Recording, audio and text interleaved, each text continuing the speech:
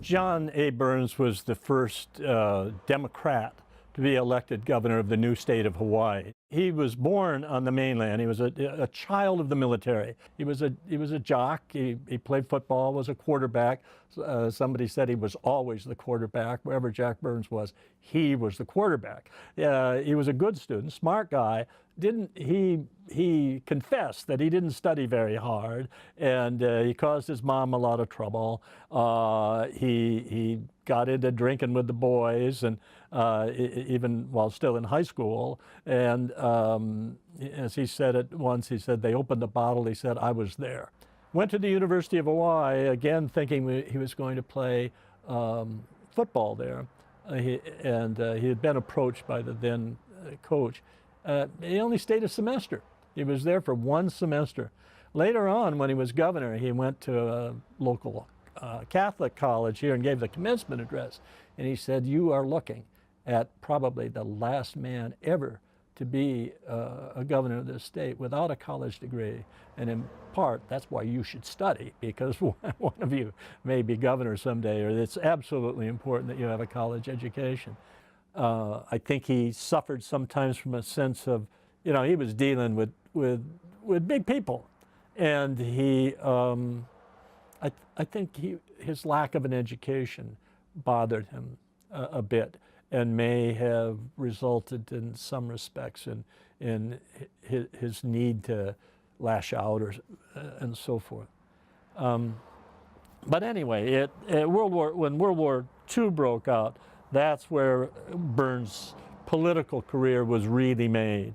He had risen in the police department to the point where one of the big things was, what about these Japanese Americans in Hawaii? At that point, Japanese Americans were close to 40% of the population of Hawaii were these Japanese who had come over to work on the plantations, and their descendants. And they had big families, tended to, many more rural families who were on the plantations. When those who came were not American citizens, but boy, the minute they had a kid, I've always said it was the ticking bomb of Hawaii politics. When every time they had a child, if they stayed in Hawaii, that child was a U.S. citizen. And the second generation of Japanese Americans were really the force that were going to bring about the big change in Hawaii politics. But it was a difficult time for Japanese, and they were eager to prove themselves. They tried to form, they were doing a lot, some of the younger guys were doing a lot of different work, but a lot of people were also being looked at about being interned.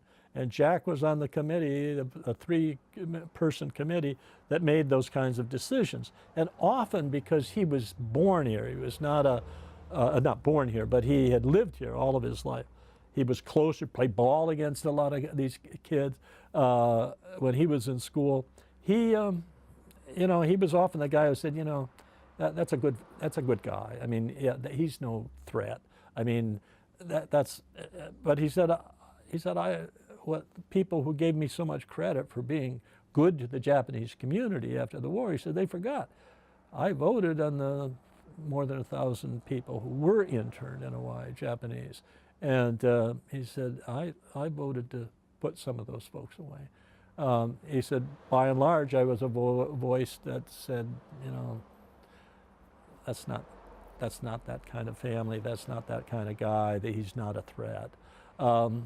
But nevertheless, he got a reputation, and if you want to find loyalty, you want to know the word loyalty, you want it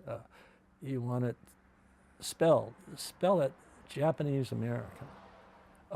Their loyalty to Jack after the war, to Haole Guy, Haole Cop, was intense, and they were intent on proving their Americanism. So, they came back. They had the GI Bill. You take a group of people who are, very value education to begin with.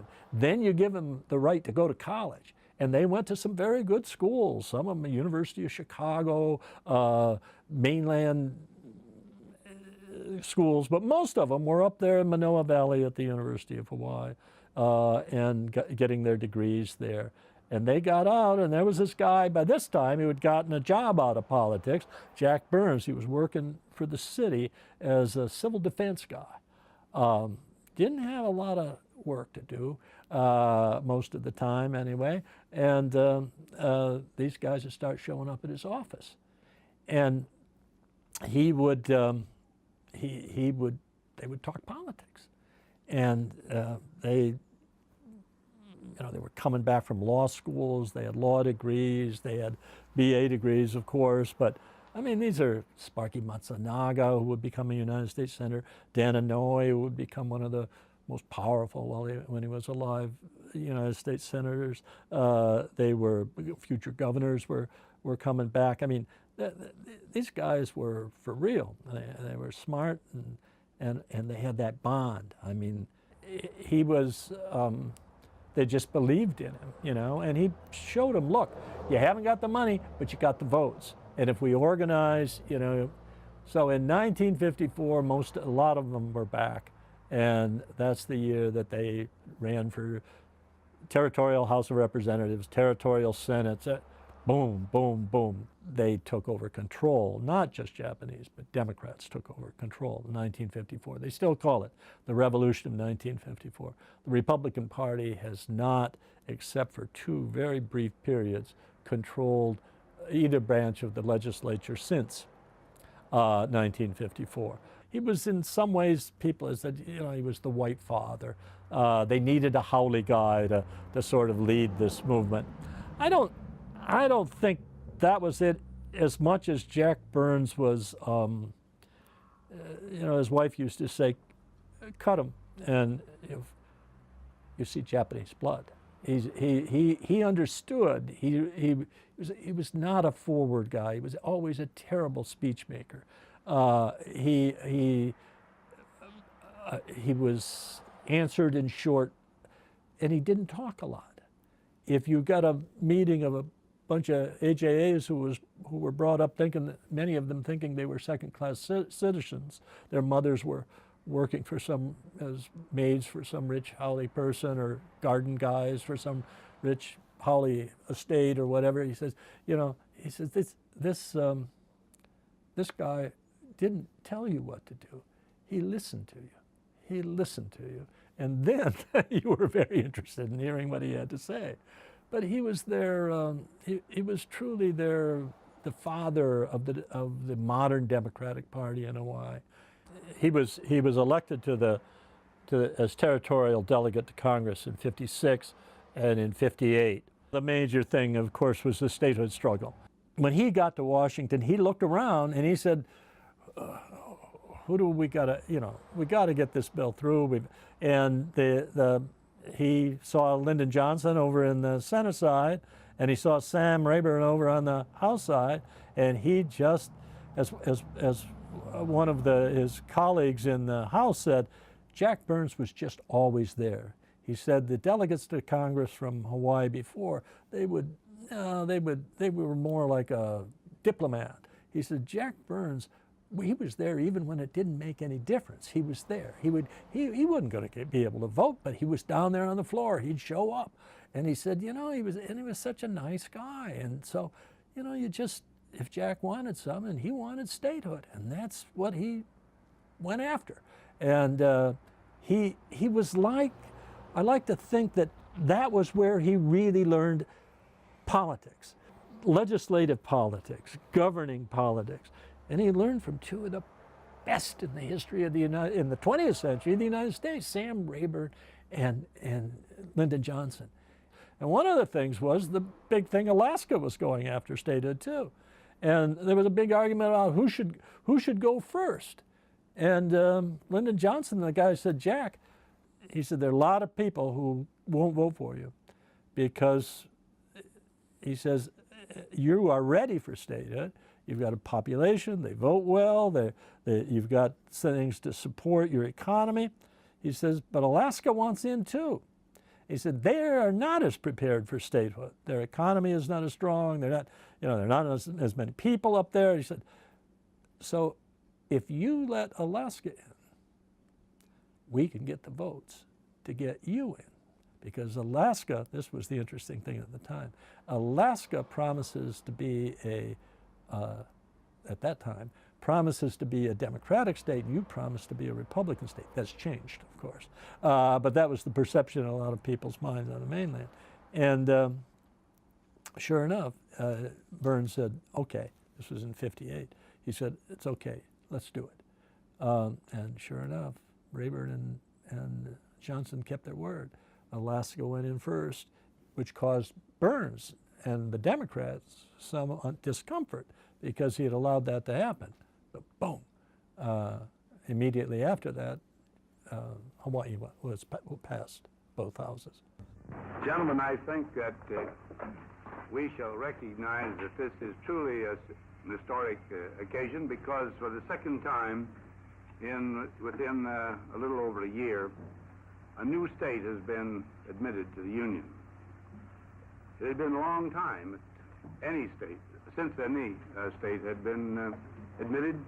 So to have this 49th and 50th member of our Union in such a short space is truly a unique experience. The first statehood elections were going to be held, and Burns was immediately, he was the leader of the party. There was no real question about that. And he was going to run for governor. The difficulty was that the last territorial governor was a lawyer in town, came from Kansas, I think, originally, named Bill Quinn. And Bill was an attractive guy, another Catholic. He had an attractive family, wonderful personality, which I hope, I'm not detracting from Burns, but Burns didn't always have a nice personality. You could have conversations with him and you wondered whether he was ever going to say anything, except in a short answer, you know. And Bill Quinn beat him. It was close, but Bill Quinn beat him. All the other Democrats were winning, but Bill Quinn beat Burns. The Republicans always had all sorts of ideas about how he was financed during the 3 years that he was out of office, or actually 2, because he was campaigning right away. He was elected, he beat Quinn, became governor, and he was governor of the state of Hawaii for the next 12 years, although in the 3 terms. Although in his last term he became ill after the first couple of years, and it was a cancer, and he was succeeded, he became an acting governor. The lieutenant governor became acting governor, and Burns struggled with cancer and died soon after his term officially was over. Burns was a proper kind of guy. He worked through institutions. The Democratic Party and resuscitating an institution which had never really had any sustenance to begin with. I mean, he took it and made something out of it, brought these people together, labor, Japanese Americans, put the two together and made it the dominant party, which it still is overwhelmingly today. There are 4 Republicans in our legislature today, 4. Out of 76. That's part of Jack Burns's legacy. He gave a speech once about the subtle inferiority of the spirit. You probably have heard about that, but Jack Burns said that he felt that too many in Hawaii, even after much that had taken place in the 1960s, people in Hawaii suffered from a subtle inferiority of the spirit. That they didn't feel that they were as good as mainland folk, or felt that they couldn't speak up. I think the egalitarian revolution, which he pushed so hard through the Democratic Party and through the labor unions, sent people like Patsy Mink and Dan Inouye, Sparky Matsunaga, Danny Akaka. Jack Burns appointed the first Hawaiian Chief Justice of the United States of the Hawaii Supreme Court, Bill Richardson, part Chinese, part Hawaiian. And he would pass a law, or come up with a law, interpretation of a law that said you can go on, no beach is private in Hawaii. Everybody has a right to be sitting in front of your big, beautiful house on the beach, and you can't kick them off. All the way to the water line. That was an important decision, and it said something about who we are. And Jack Burns appointed the guy who interpreted the law that way.